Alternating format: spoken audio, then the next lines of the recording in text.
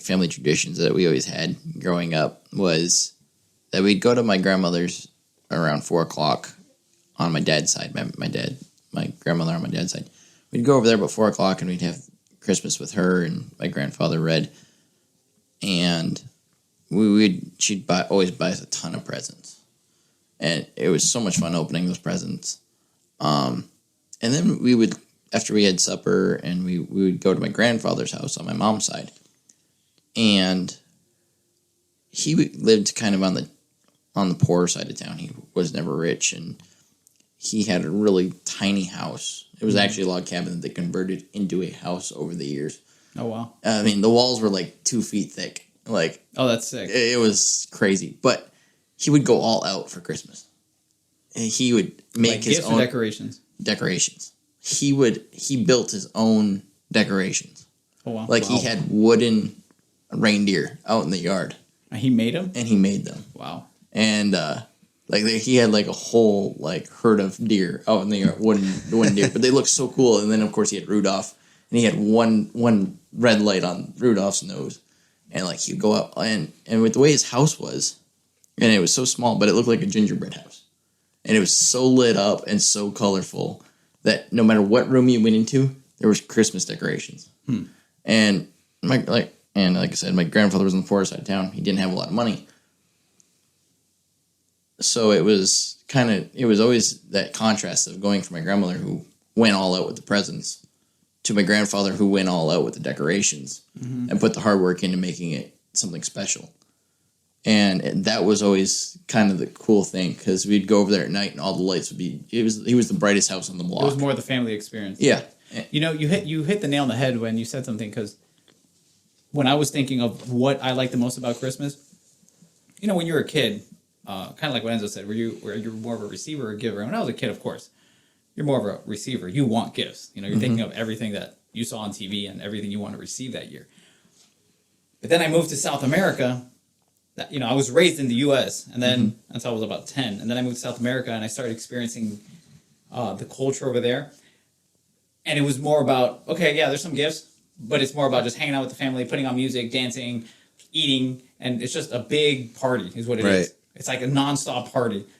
And different from what they do here in the U.S. Here, you guys open the gifts the 25th in the morning, right? Oh, we did it always we always did it on Christmas Eve. Really? At night, yeah. Just about every family I've dealt with here, they're like, okay, we're going to wake up in the morning, open the gifts. I'm like, what? No, you stay up till midnight. What are you doing? No, my parents would make us wait for their gifts until Christmas morning. Oh, wow. We would do my grandparents on Christmas Eve. But then we'd wake up and then we'd do my parents' gifts on Christmas morning. Oh, okay. And my mom would most of the time make us breakfast. Yeah, because I'm going to say culturally, but or typically in the Latin countries, they always do it at night. It's a night thing, you know. It's like midnight, open gifts, like the party starts at that time. And I think it has to do a lot with something you just said. You know, there's putting two pieces together. You said that your grandfather lived in a more impoverished area. Like it wasn't about the money. It's about the experience. Yeah. And I think we have the same issue in third world countries that we don't have the plenty. Like, oh, let's go shopping and Black Friday just ended. Let's go buy all these gifts and get in debt and it's all about gifts. Yeah. Which you see, there's a lot of bratty children and I didn't get this for Christmas, blah blah. But it becomes a thing of family. It becomes an experience. It becomes you remember Christmas, and that's what I remember is Christmas being like the music, the people out in the streets, your neighbors, and your family. That it's just that to me, like I couldn't pick the most memorable moment. Kind of like what you said. It's the atmosphere of Christmas. And I even think about it like, oh, what am I going to do this year for Christmas? Man, I really want to go to South America. That's what I think. I'm like, man, I really want to go over there and hang out, and it's more because of that experience. You know. Yeah, I do have a really good memory. So I grew up in the same community. I didn't move anywhere until I was like 13. So I grew up with the same families and friends that I made when I was born.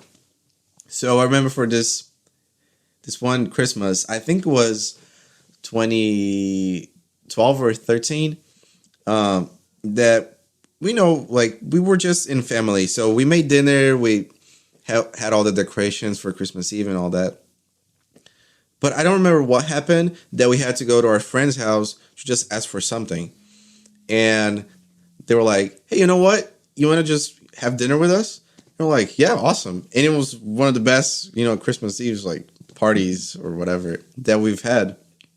It was so much fun. And that's what I was gonna say. I share Enzo's experiences, and I like what Bradley said. It's like you went through that, so your Christmas changed. Because I have a hard time seeing very materialistic Christmases. Yeah, that's always bothered me. And we live in a country of plenty, and sometimes we take that for granted. Yeah, which is fine. Thank God we have a lot. Right. Don't get me wrong. But in these times, it's like, man, we worked all year. It's just work, and it's like Christmas time comes, spend time with your family. Don't try to get into more debt. So you have to work the rest of the year just as hard, or sometimes 2 times as hard. You know what I mean? Yeah. People just get into so much debt, they spend the rest of the year paying off their Christmas debt. Right. So, word of advice: if you're young, don't ask for too much stuff. Enjoy your parents, and if you're old, hey, your kids will still love you, man. You don't have to buy them everything. I heard somewhere that, like, on average now in the U.S., people are spending like $5,000 just on Christmas for presents they're buying. Like one person? Yeah. Wow. That's crazy. Yeah.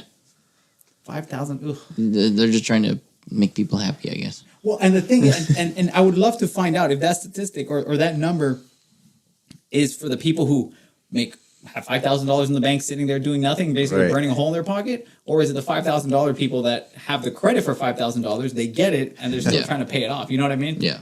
Because it's a lot of money to spend, but especially if you can't spare, it's not just sitting around there going, hey, you want to spend me? Well, and I don't, like my grandmother who used to buy us all sorts of presents, and it was great to open up because you spend an hour and a half opening presents, and that was always fun. Right. It was the experience of that. But at the end of the night, it kind of when you got home or the next morning when you'd open up my parents' gifts and then I'd spread all my toys out on the floor, there was a lot of emptiness in seeing all of those gifts my grandmother gave me because those were toys that I'd play with for like an hour and then be it was done. Over. She bought so many gifts that none of them were really good. They were just kind of meh gifts. But there were so many that it was fun to open them. Mm-hmm. But at the end, and the next day, it was like, I'm never going to play with that toy ever again. That's a dumb toy that she bought me. And granted, I was thankful for it, but I would rather have one gift that I'm going to play with or use the entire year, not just for 10 minutes and never play with the thing again and stick it in my closet. And I guess that's just the way that I was raised. Absolutely. No, and that makes and wanting to have something that I could use instead of just collect dust. Well, and typically people know what you want or what you like when you spend time with them. Yeah. Right. If I don't see you and I just buy you the latest, greatest thing, and you might be like, oh, great, but I'm not going to use this. And I don't know about you guys, but for me personally, till this day, I will see something that I want. Let's say, for example, an Apple Watch. And the idea of the feeling I'm going to have when I get this device or whatever, it's so much more meaningful than the feeling I feel whenever I actually have what I wanted. So you're like creating an expectation. Oh, I'm going to be so happy when I have this. Mm-hmm. Yep. And then when you get it, it's like, well, I'm not feeling that great. It's not exactly everything I chalked it up to be. It's like, oh, okay. Yeah. Yeah, no, definitely. And the expectation is big, and we think that stuff is going to make us happy. Right. But I'm sorry. I've always stood on the grounds of people, family. Right. That experience to me is so much bigger. And I guess the question I'm going to pose to you guys so we can close is, do we have any more news to share? Or are we good before we close this? Because I did have one thing I want to bring up. Go ahead.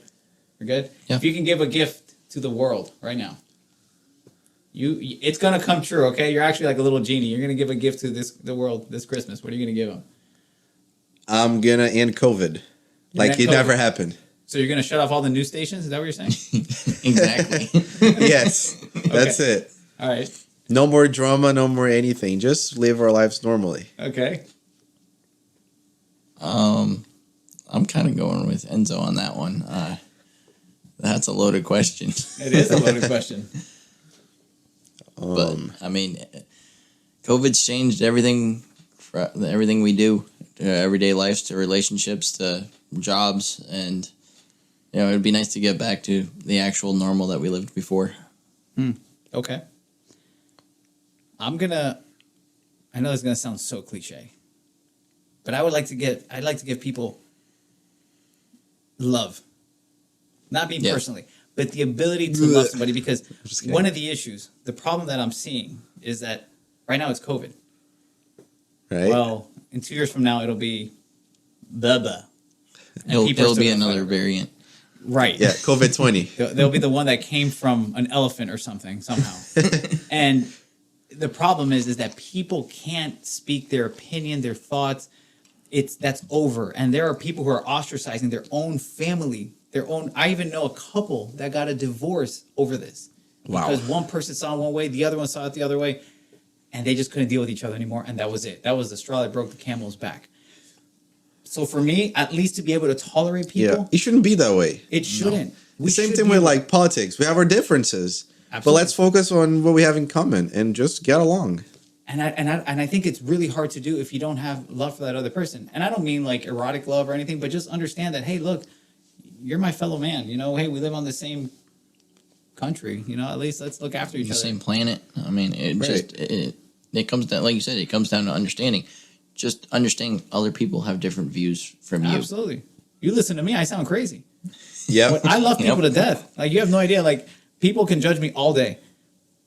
But I genuinely like people. Yeah, I hate certain things. I don't like when people lie to me or I feel like I'm being backstabbed. I have a hard time with that. And that has to do with, there's other underlying issues there. But at the end of the day, I like people. I don't care how you feel. If you're Yeah. willing to engage with me, bro, I accept you all day. I don't care if you think that unicorns are real and you worship one. That's your problem.